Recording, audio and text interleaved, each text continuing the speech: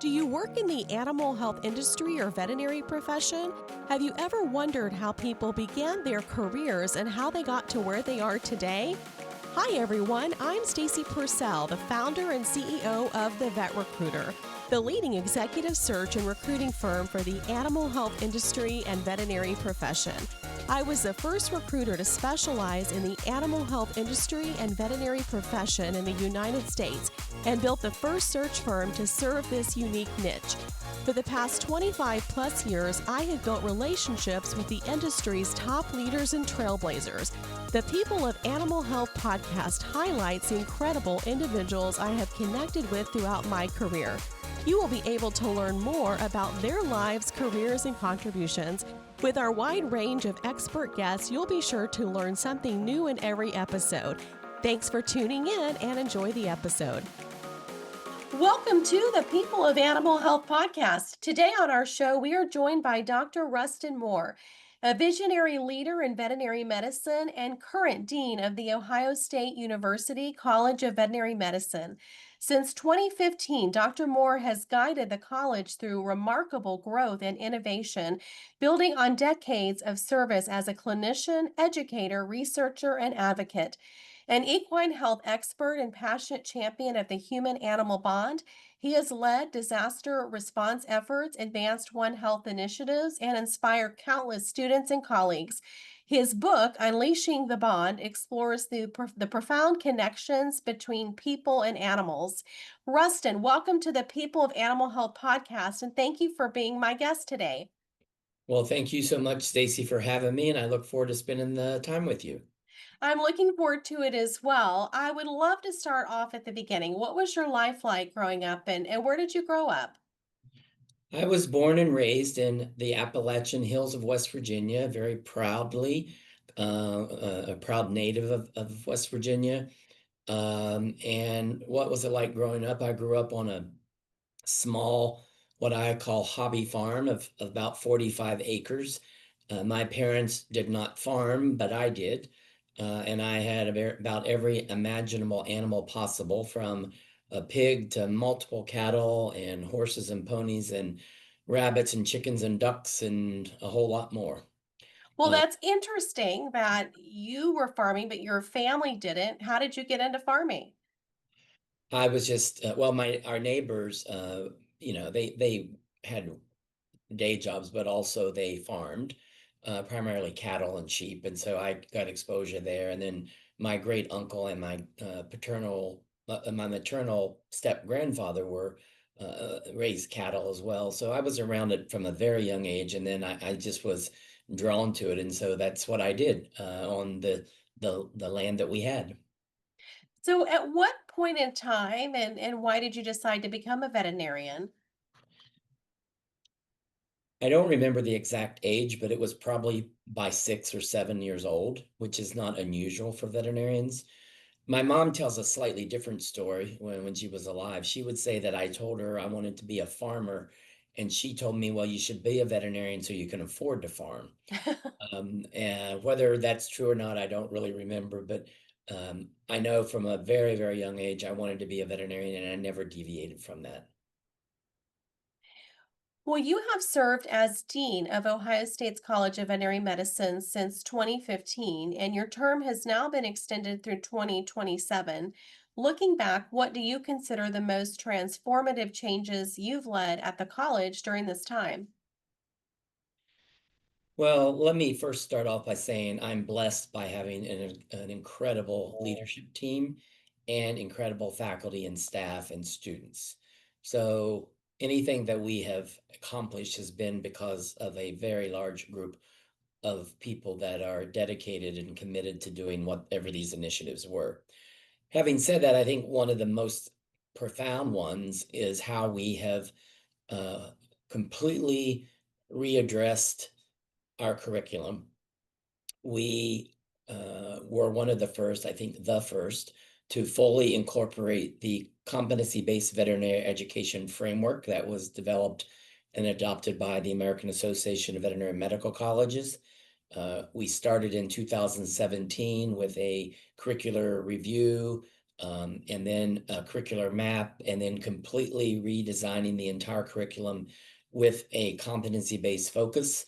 And through that, we have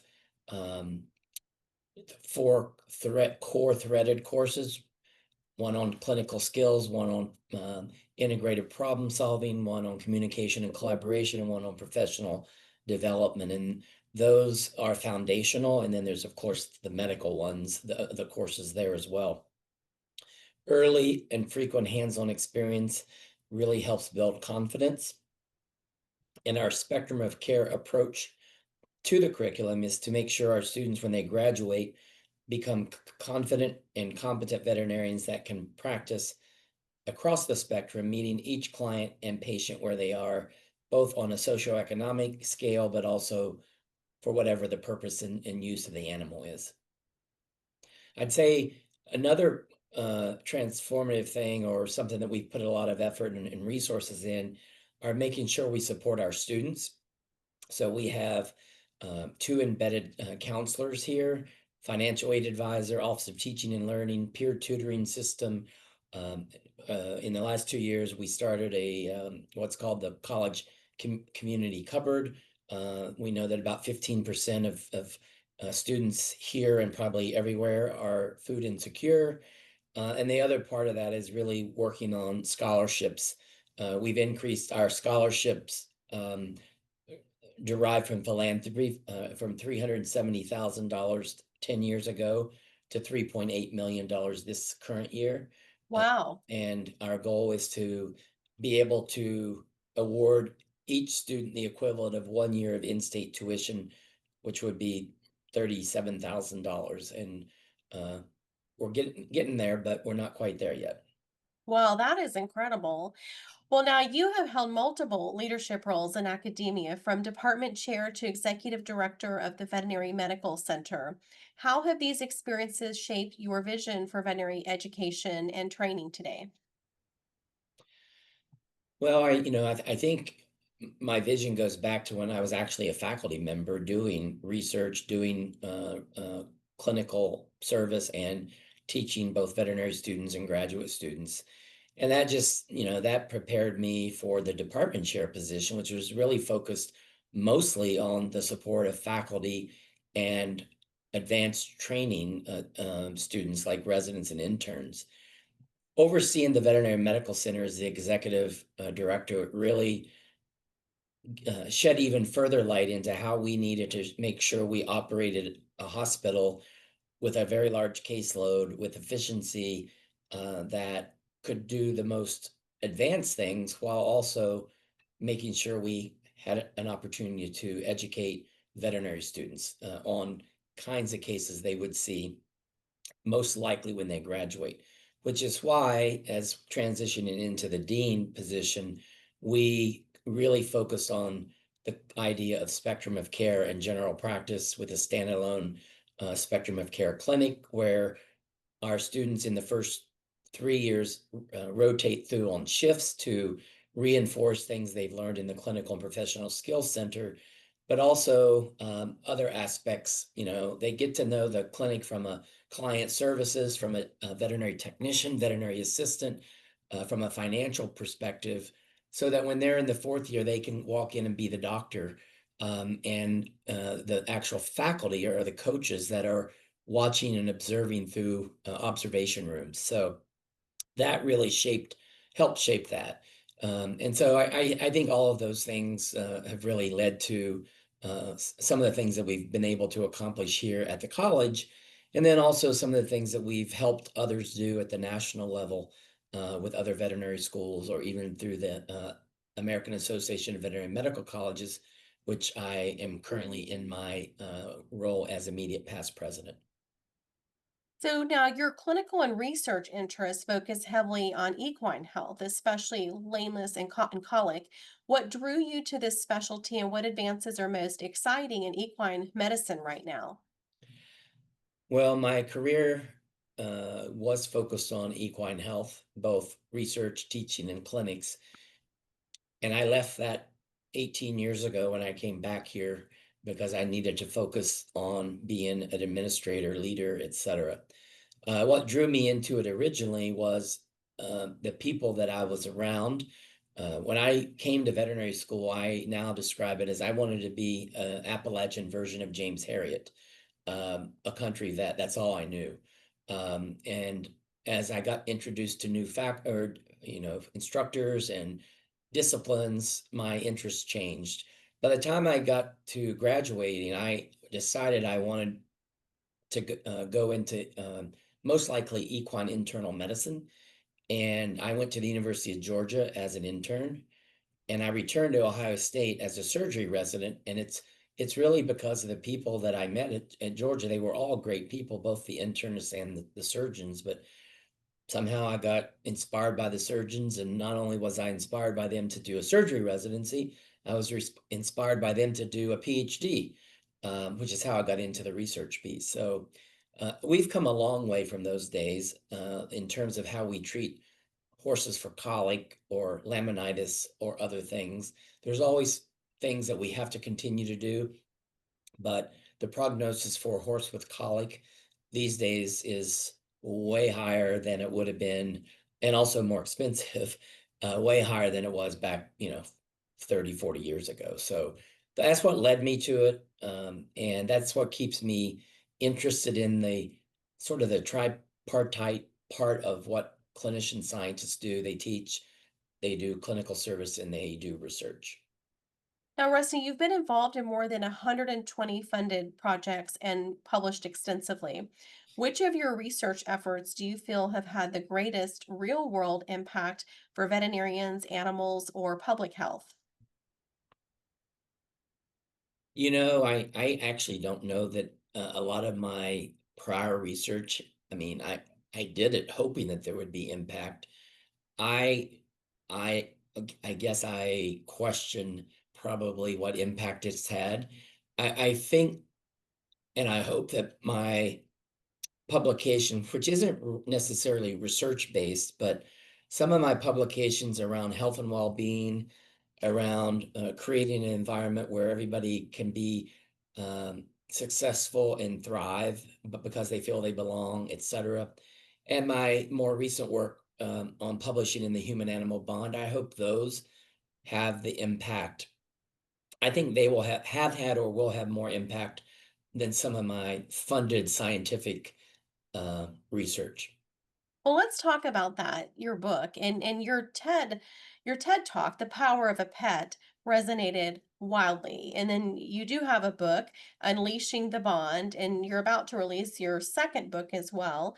What continues to surprise you most about the human animal connection, and why do you think it's so powerful? And I'd also love to hear the inspiration behind the book. Well, thank you. So back in 2015, when I became the dean, the university announced their annual TEDx uh, series. And I was hoping somebody from the college would submit to try to get to be part of that. And I encouraged people, and nobody did it. And so the night before the deadline or the night of the deadline, I wrote an application to do a talk on the human animal bond. At that point, it was not titled The Power of a Pet. That's the title I gave it later. So that process really set off in me an exploration of what the research was, and that was 10 years ago. And I've kept up with that field now, not doing my own research, but actually following the research of others, including those who are funded by the Human Animal Bond Research Institute and others. It in some ways it's amazing to me what has been discovered, and it's also probably more incredible what hasn't yet been discovered about the why. We know a lot of science about it, which we can certainly talk about more later if you'd like. But um, what surprises me is the multiple ways the human animal connection can impact individuals, families, communities, schools, whether it's something in mental health, physical health, loneliness, all sorts of things. So that's why I am so intrigued and wanting to bring that information to life for people, sharing history, science, and powerful stories and weaving it all together into something that will help raise awareness among the general public, certainly those who are animal lovers, animal owners, but really everyone. And feel free to talk about more of the science behind that because that is intriguing. Well, for example, we know, that whenever one interacts with an animal, it doesn't have to be a companion animal, but let's say it's a dog or a cat, whether you look in and stare into the eyes of your dog, or you pet your cat, or the cat's laying on your lap purring, or whatever, your body is responding to that. Your body is releasing biochemicals or hormones like oxytocin, like dopamine, like serotonin. Those are all feel good, love hormones, connecting type of hormones. Your body also decreases the production and release of cortisol, a stress hormone. We also know, for example, that therapy dogs that go into a hospital, an elder care facility, a school, whatever it is, and I heard this over and over from people I interviewed who have therapy dogs. They would say, when we go into the room, my dog knows who needs her or him. And I said, okay, tell me more about that. And they would say, they'll walk right by three people and go to somebody over here. And it always really amazed me, like, okay, how's that happening?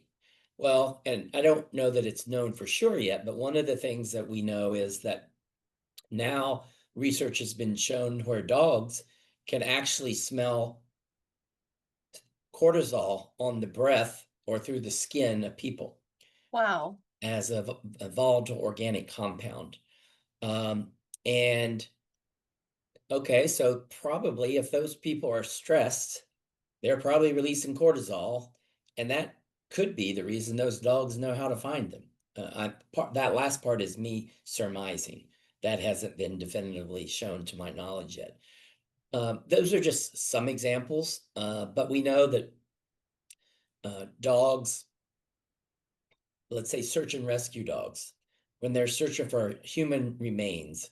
My classmate, Dr. Kim Stewart, who lives in Bryan, Texas, has a dog, Seamus, who has found the remains of 10 people, Wow. some buried under the ground, some submerged completely in water, some in ravines and other things. And that training is based on them to be able to detect the scent of decomposing human flesh.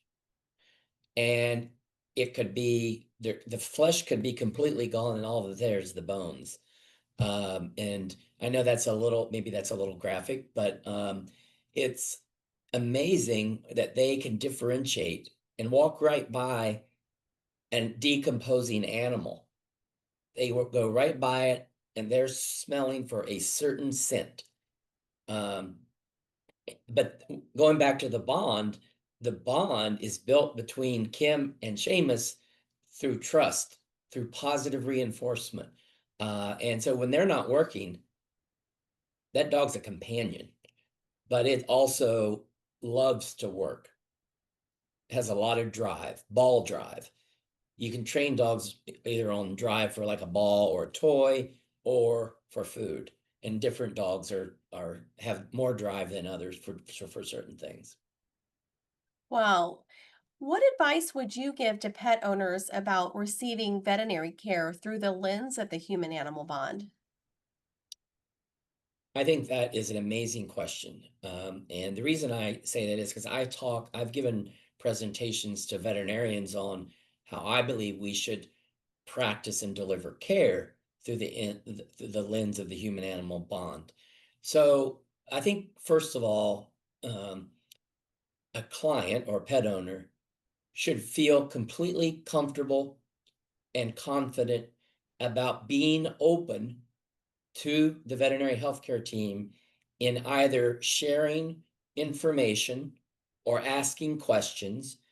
And we as a veterinary profession have to make sure we don't either judge them or give off the appearance or perception that we're judging them. The human animal bond, I believe, is universal, yet no two bonds are the same.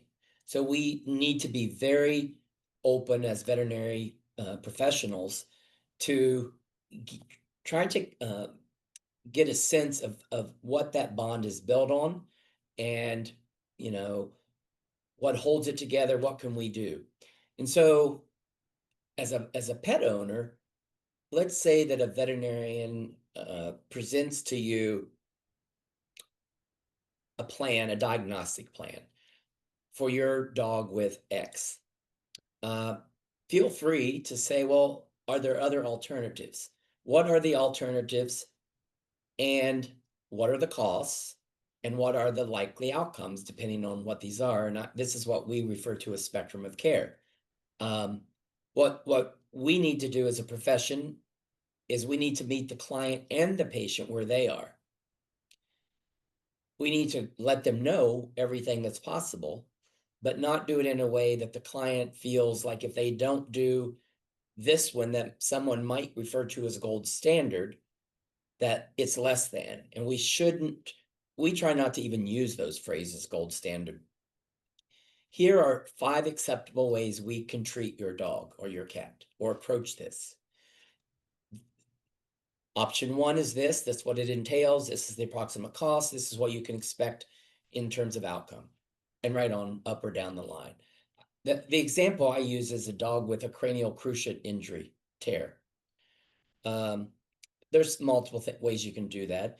If you have a 3-year-old border collie agility dog that you want to return to be athletic and competitive, you're probably going to present all of these, but say, if you want your dog to go back and be competitive, a TPLO is probably the best way to do that. If this is a 12-year-old Boston Terrier couch potato, which is great, it's still, the bond's still strong, but a TPLO isn't, not, I'm not saying it's wrong, it may not be the best option depending on what the client expects, needs, and how the dog is. That So makes sense. it's just, it's really about creating that openness to have honest, open conversation without judgment. I will also say that I would like to encourage pet owners to be kind when they go into the veterinary office. Um, Veterinarians and technicians and others, you don't know the last case they saw. The last case they saw could have been a horrific situation that required euthanasia. And maybe it was a young dog that otherwise could have had a good life, but it was either really serious or the clients before them didn't have the funds. So it's a very emotional job anyway. And when a client gets upset and starts taking it out on veterinarians or their staff, or they go to social media, that's not helping anyone. That's not going to help them. That's not going to help their pet.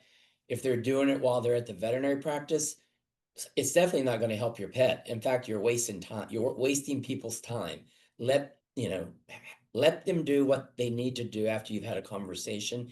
It also would definitely delay them in getting to the next patient. So just be kind. And in turn, hopefully things will work out. None of us are perfect. Not every case goes the way that the textbook says it might, and that's not because anyone did anything wrong. It's just every case is different. Such good advice. Be a good human. And at the same time, what advice would you give to pet owners about how to be engaged and informed through the lens of the human animal bond?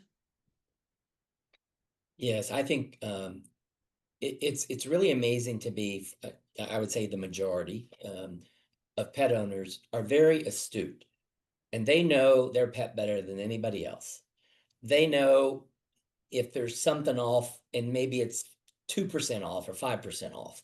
Maybe it didn't eat its food like it normally does, or maybe it's when it defecated, the feces was slightly different in consistency. So it's important to share those things when and when you go in, but also and it goes back to some of what I just said, engaged in asking what else is new? What should I be doing? I know last year we vaccinated for this, or we did this and that for heartworm. Be inquisitive. and ask. People aren't going to get upset if you say, well, my neighbor said that their veterinarian told them about this new X, Y, or Z. Could you tell me about that? Uh, but for example, if you're a person that has an outdoor dog and you're an outdoor person and you're out in the woods and all these other things, maybe your dog should be vaccinated for leptospirosis, Lyme disease, etc. Whereas a dog that lives on the 16th floor of a high rise in Chicago probably doesn't need to be vaccinated for those. Now, I'm not a small animal veterinarian. I am not giving advice on any of that. But what I'm saying is every patient is different, and ask about your patient and those specific circumstances in which your patient, or your pet lives. And if someone doesn't ask, tell them, because we're not going to remember to ask every single question, but feel free to really engage in that conversation. That's great advice. Now, I know you have been an advocate for the One Health approach, linking animal, Mm. human, and environmental health. Can you share an example of how this framework is being applied in practice at the Ohio State University or beyond? Yes, so yes, we definitely embrace the One Health concept, the idea that animal health, human health, and environmental health are inextricably linked. I'll give you a couple of examples. One is cancer. People get cancer, animals get cancer. People and dogs get some of the very similar cancers. And those cancers in dogs behave very similar biologically or in response to treatment as do those in people. So we have a comparative and translational oncology program with a very robust clinical trials program where we are evaluating new potential therapies. And we're not typically using um, the type of experimental design where somebody's getting a placebo and somebody's getting the drug. We're giving the sort of whatever we think is the best treatment available for that cancer now, and the other one may be that plus the new one as an example. So there's advantages for that dog or that patient because maybe it will respond better. There's typically advantages to the client in addition to what I said for the patient, because there's usually some financial assistance with the care. And it also could help the next dog or people, because many of these drugs that are in the pipeline for human cancer, most of them that go through cell cultures and lab animals like mice and rats, most of those never make it to a human. Lots of money wasted, lots of time wasted. But we know if it works in a dog, it has a lot better chance of working in a person, and we can get it in a dog much sooner than a person after safety trials have been done. That's one example. Another example I'll give is avian influenza. Um, Avian influenza for years and years and years, although we were concerned it could happen, was pretty much confined to birds, migratory birds, wild migratory birds, and then getting into domestic poultry, turkeys, layers, etc. Well, 2 years ago, dairy cattle started getting sick in Texas and Oklahoma. And after some period of time, someone just sort of said, oh, I wonder if we should test them for avian influenza. Turns out that's exactly what they had. Not only was it impacting the dairy cattle, not killing them, some of them, but a lot of them just getting really sick and their milk production going down for a period of time. But cats on the farm started dying, like all cats on those farms, and now it's been diagnosed in people. That is an example of no different than COVID, of infectious diseases that can spread from animals to people. And usually 70% or so of the emerging or re-emerging infectious diseases start in animals and move to people. We are doing research and we are doing clinical things in both infectious disease and cancer here that are a One Health approach to those, including ticks.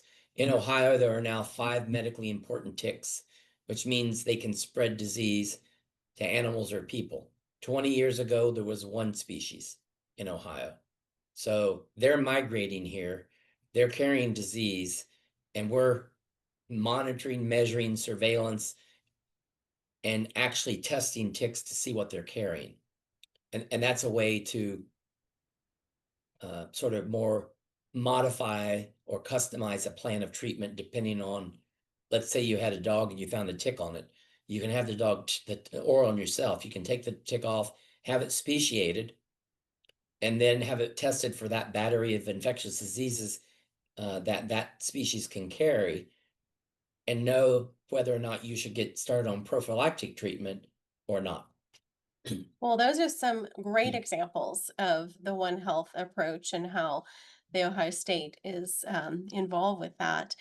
Well, as a board member of the DVMC, how do you see the profession changing to better reflect and serve diverse communities, and what more needs to be done? Yeah, so our profession is one of the least diverse of all, and you can pretty much say that in all respects of the word diversity. And I know in today's world that word is not allowed to be used, or other things for a variety of reasons, or in whether it's related to federal or state law or statutes, etc.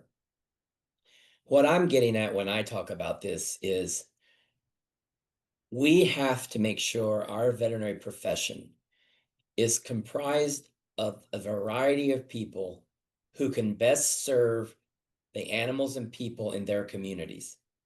And that, again, very broad there. So what does that mean? That means we have to create environments in our communities and in our veterinary practices where anyone that comes in there, either to work or to be served, feels comfortable.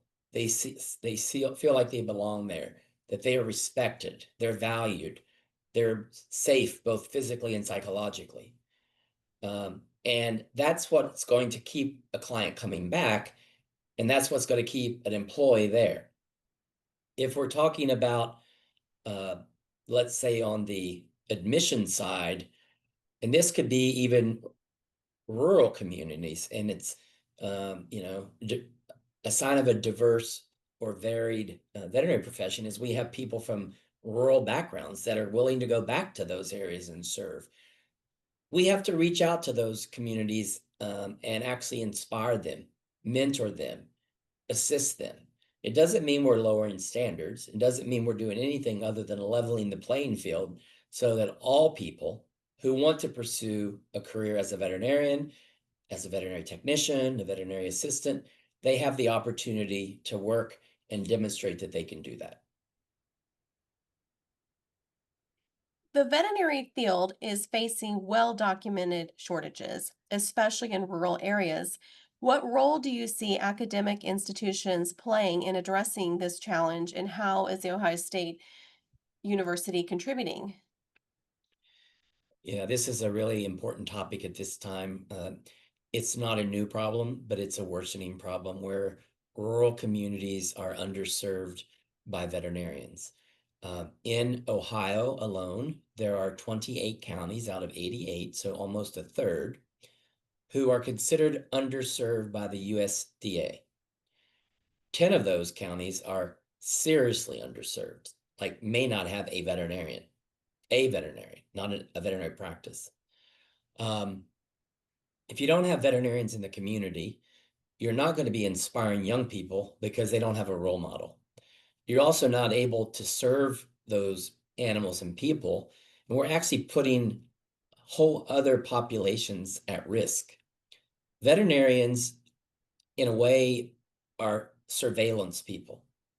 They are, if you have a sick cow, a sick chicken, a sick whatever, and depending on what it is, it could be the first of an outbreak.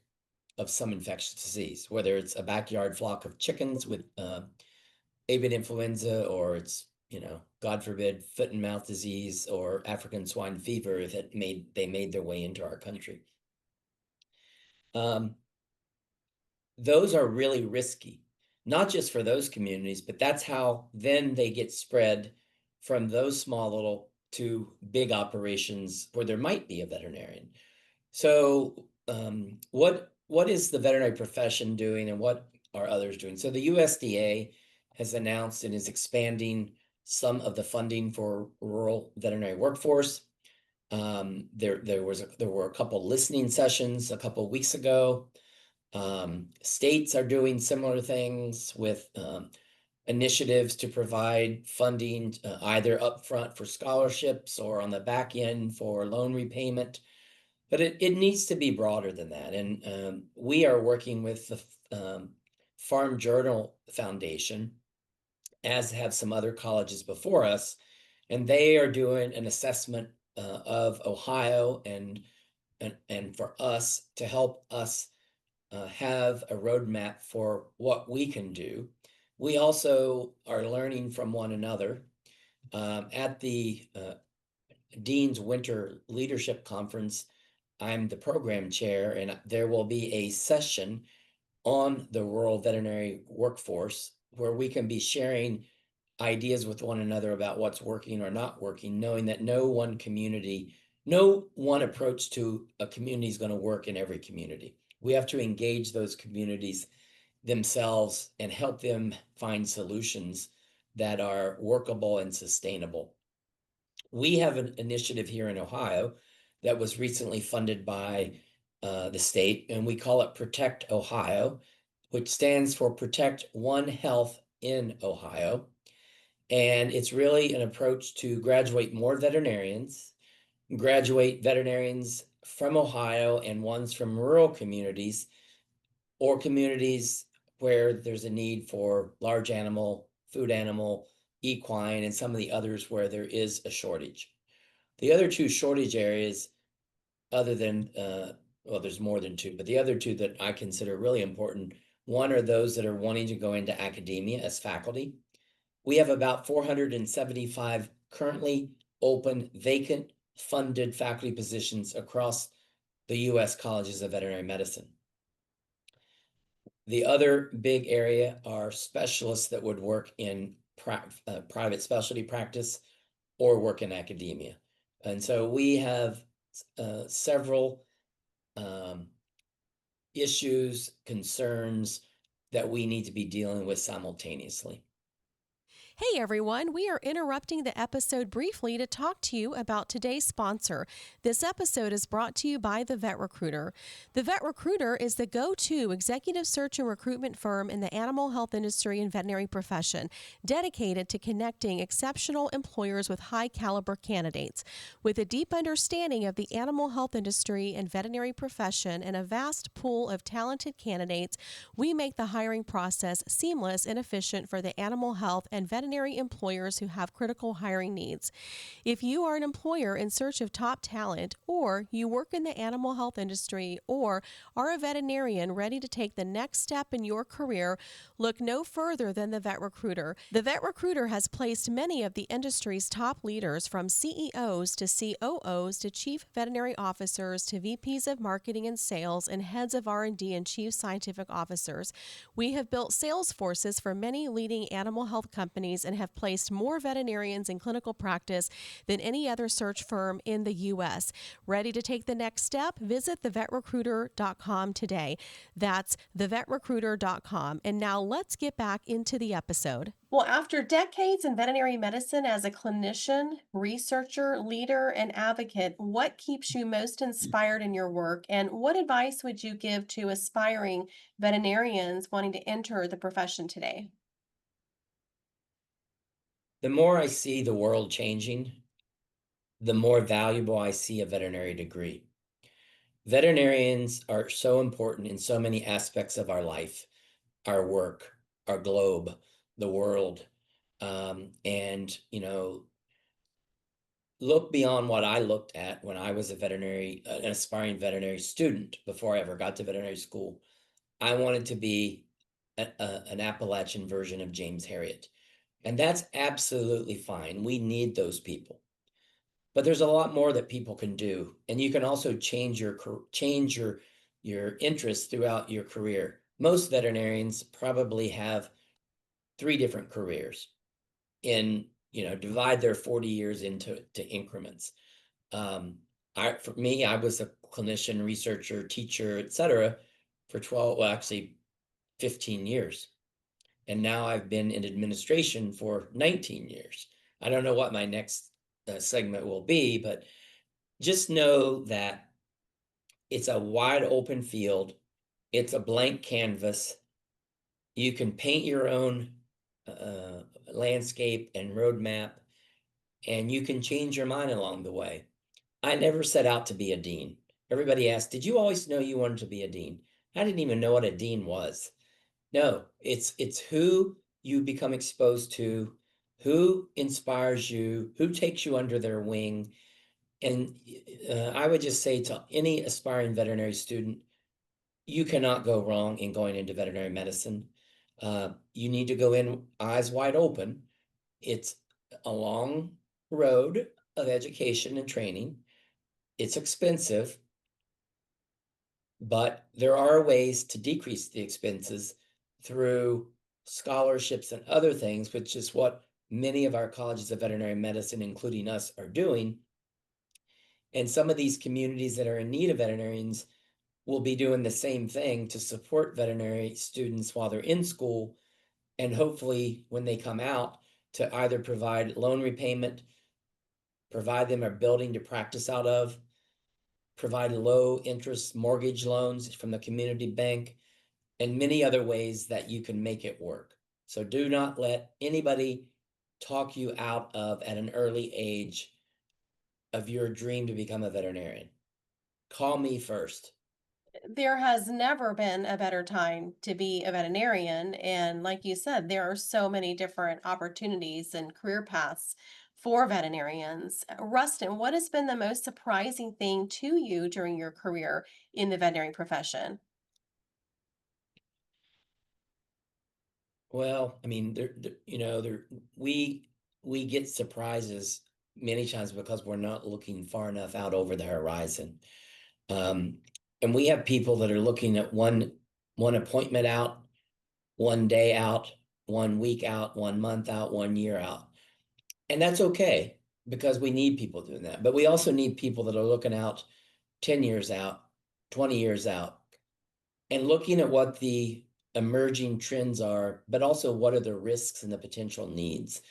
So to me, both the surprising thing and the exciting thing is there's always something new.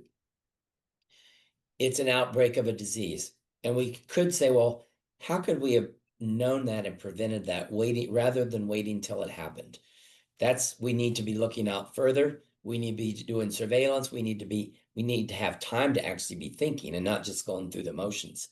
And that's what I'm concerned about in academia today, that in veterinary academia, so many of our faculty are so overworked and burdened because of the shortage of faculty, that they aren't having the time to think about what's next and what Hmm. they could be doing and how they could be preventing some of these things. You know, I remember back in 2012 when Lonnie King was our dean, and he was certainly a One Health advocate.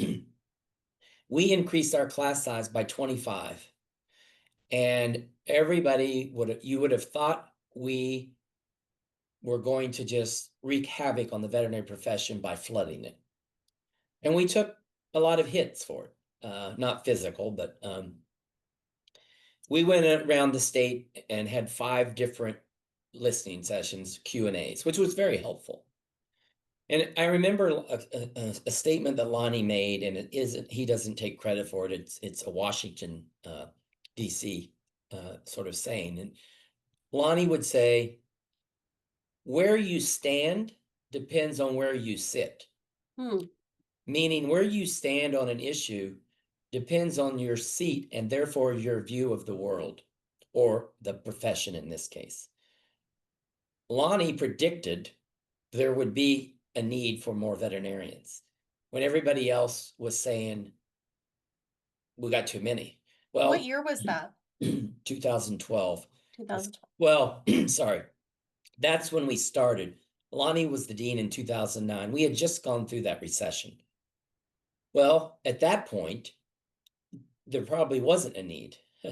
But, if you're looking out over the horizon, and now look at us today, where we have a significant shortage.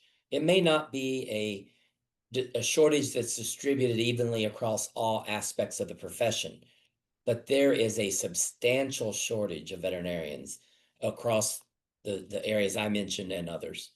So those are some of the other surprises is just think of the technology that has advanced. I mean, I have a dog that has diabetes, and he was in a clinical trial, and they were comparing two continuous glucose monitors where they were monitoring it continuously. That was for a clinical trial to advance things, but for me, it helped us regulate his insulin doses. And there's all sorts of new technology coming out that will enhance the health of pets and other animals, and also strengthen the human-animal bond. What does your crystal ball say about the future of the veterinary profession? The crystal ball, I don't have a mirror ball, but the crystal ball, I would say, is veterinarians are going to continue to be not only integral, but vital for humanity. Whether it's, I mean, I think in that One Health triad, veterinarians are at the center of it.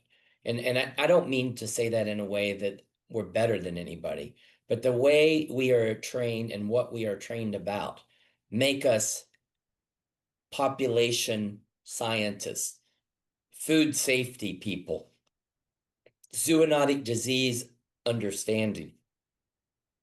And because of that, working closely with other health professions, social work, you name it, ag, farmers, etc., our future is going to continue to be bright. We have gone through transformations of our profession. Used to be we primarily were around to care for horses because horses were important for transportation and farming and all those things. And when that changed, we sort of had to reinvent ourselves. And then we were around food animal, livestock. Then we've been more in the companion, not more of, but more and more companion animal care. Um, Now that's going even farther with the human animal bond and precision medicine and all these things. So we, I think, are in a really interesting time now where I think global One Health is going to take on a whole nother level of importance. You played a leading role in rescuing and rehoming nearly 500 horses after Hurricane Katrina and Hurricane Rita. What lessons did you learn from those experiences, and how has it influenced your approach to veterinary outreach and disaster preparedness? Yeah, so I was in Louisiana from 1994 to 2006. I happened to be home visiting my family, not by chance. It wasn't to get away from Hurricane Katrina. When Hurricane Katrina landed or made landfall on August 29th of 2005. But I flew home the next day because that's when my flight was scheduled. I never intended to, I mean, I didn't know what to do. I mean, New Orleans was devastated, as what were other surrounding areas. The first thing I did is I go online and I give money. What else can I do?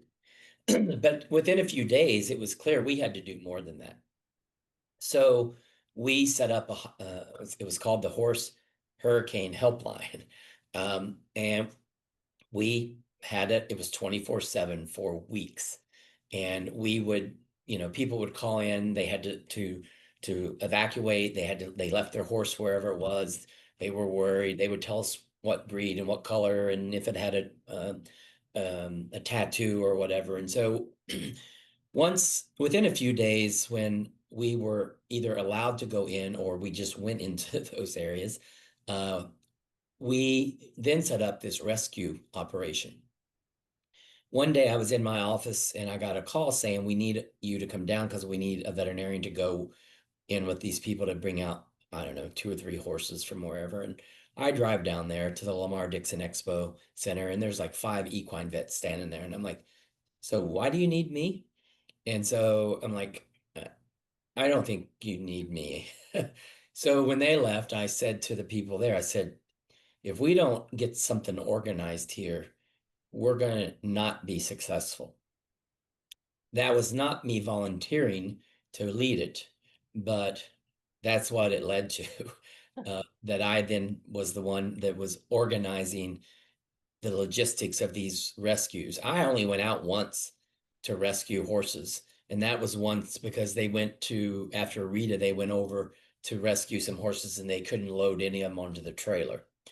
Um, so most of my work was behind the scenes, organizing teams of people to go into these areas to bring horses out. Um, that day I did go over to the Lafayette area. We did bring every horse out of there.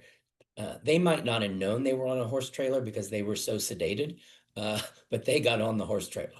But I would say what it taught me a lot about teamwork. It taught me also about if someone wasn't willing to do a job that we needed done, we didn't need them as part of the team. And I Yeah. had to turn a few people away that, when I would meet them at usually 5:30 in the morning down at the Lamar Dixon to send the teams out with instructions.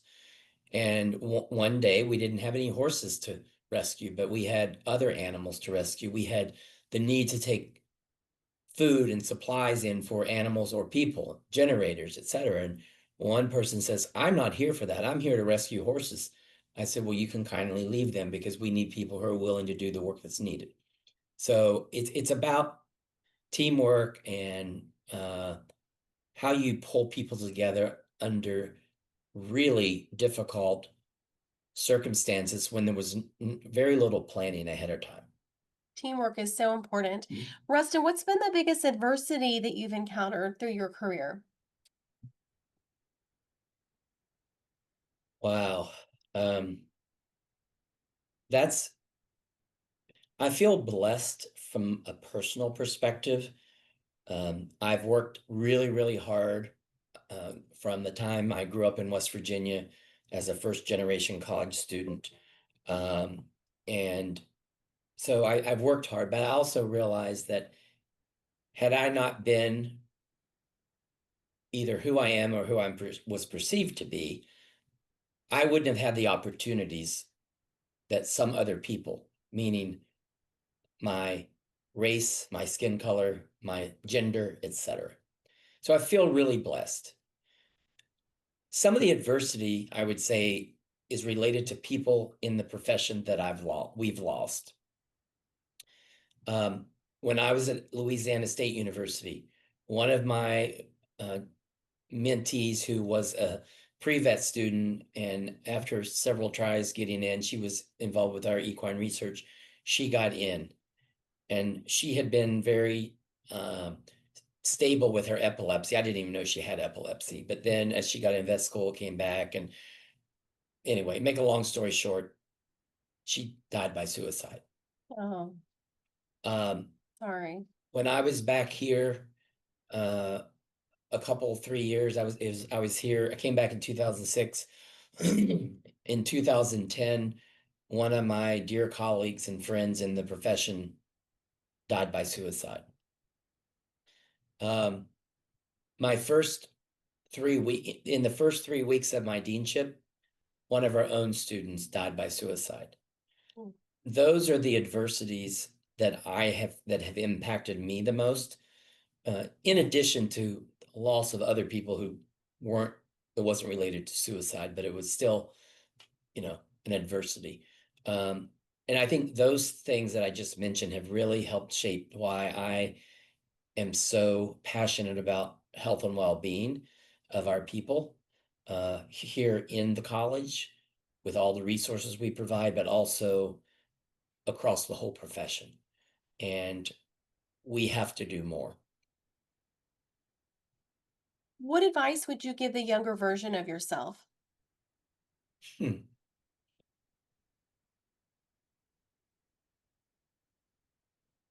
I don't believe I've ever made a bad decision about my career.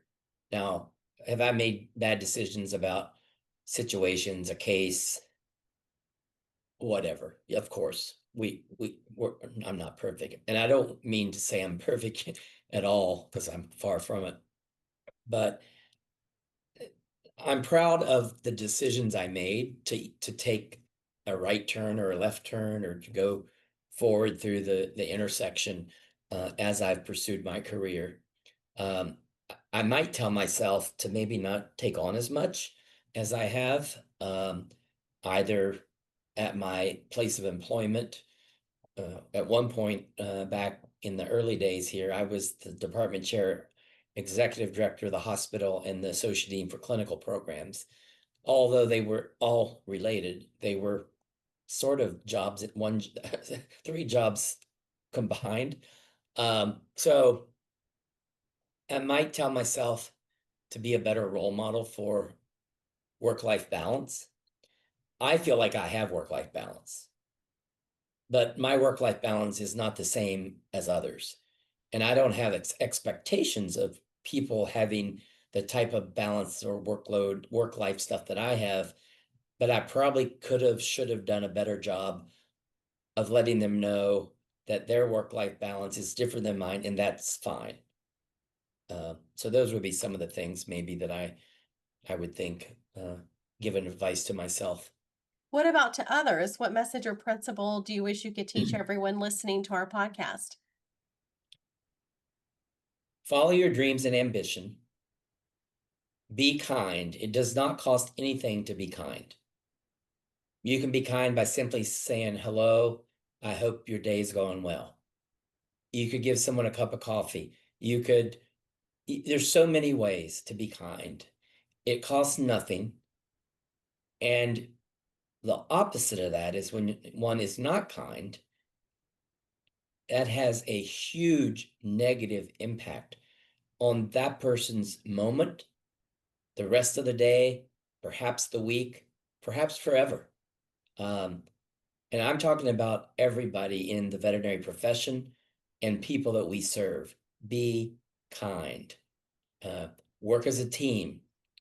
Take some risks. If you are looking for a new adventure in your profession, it may seem a little scary, but it also might be one of the most rewarding things that you do if you give yourself permission to say, I'm going to try that. And it may not work. And if it doesn't, that's fine. I'll go back and do X, Y, or Z. Those would be some of the advice I'd give. We need more kindness in the world. Well, some of our guests say they've had a key book that helped them along the way. Do you have a key book in your life that's impacted you the most? One of the leadership books that I think, not just the book, but some of the principles of it, is the Five Dysfunctions of a Team. And I won't go into that in particular, but that, from a leadership perspective, is really helpful. And I think it depends on the type of leader one is, and there's no one and only best type of leader. There's multiple leadership styles that are effective, and sometimes you have to sort of morph. You have to, blend in sometimes, and sometimes you lead from the front, sometimes you lead from the back, sometimes you lead by the side, sometimes you follow. Um, but I'd say from a leadership perspective, that would be it. Um, there's a lot of other books I've read, but it's not necessarily related to the job. Um, I hope other people might say one day, a really moving book for me was the one Rustin Moore wrote. Uh, um, well, some people who have written book reviews, I don't know if they're just being nice or whatever, but it would suggest that it did have a positive impact on them. And when does your next book come out? My next book will come out in January of this year, of 26. It's currently in layout at the publisher. That book is so the first book is Unleashing the Bond, Harnessing the Power of Human Animal Interactions. And the second book is called Unlocking the Bond: The Power and Paradox of Human Animal Interactions. And I, I'm really happy and pleased with the first book, but I think I'm hopeful that book two will be even more powerful. And you didn't even set out to write a book, did you? No, I didn't. And I didn't set out to write a book. I turned this idea down 3 times before I eventually said yes. If I'd have known how much work it would be before I set out to do it, I would have probably said no for sure. And now I'm glad I didn't, because there's also a third book in the banking. Oh, wow. Well, Rustin, you've got the mic. What is one thing that you want to share with our listeners of the People of Animal Health podcast before you drop the mic today? Well, and I know you have a broad audience, so for those, whether you're pet owners, whether you're veterinarians, whether you're involved in any other connection to animals, um, realize that the bond between a person and an animal, whether it's a livestock, whether it's a dog, or whether it's a turtle, those have real positive benefits on your health and well-being, physically, mentally, emotionally, psychologically, etc. So take a little extra time out of your day to either stare into the eyes of your dog, pet your cat or your dog, speak to them in baby talk, go over to your neighbors and say hi to their dog if you don't have one, because your day will be enhanced and you will feel better and probably be better by somehow interacting with an animal. Rustin, where can members of our audience find your book? Well, thank you for that, Stacy. Unleashing the Bond: Harnessing the Power of Human Animal Interactions can be accessed as either a paperback, hardcover, ebook, and now audiobook on Amazon. And also, you can get certain versions of it on Barnes and Noble and other places, but certainly Amazon. Unlocking the Bond, the power, or the Unlocking the Bond, the Power and Paradox of Human Animal Interactions, when it comes out in January, will be available at that same location, but also you could access either of them through my website, which is www.rustinmoredvm.com.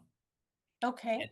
And it has links to both books that take you, not, you don't purchase it from me, you would purchase it from Amazon. Well, Rustin, thanks for being my guest today on the People of Animal Health podcast. It was a pleasure to have you here with me today. Well, thank you so much, Stacy, for having me and for all you do in the profession and for having this podcast.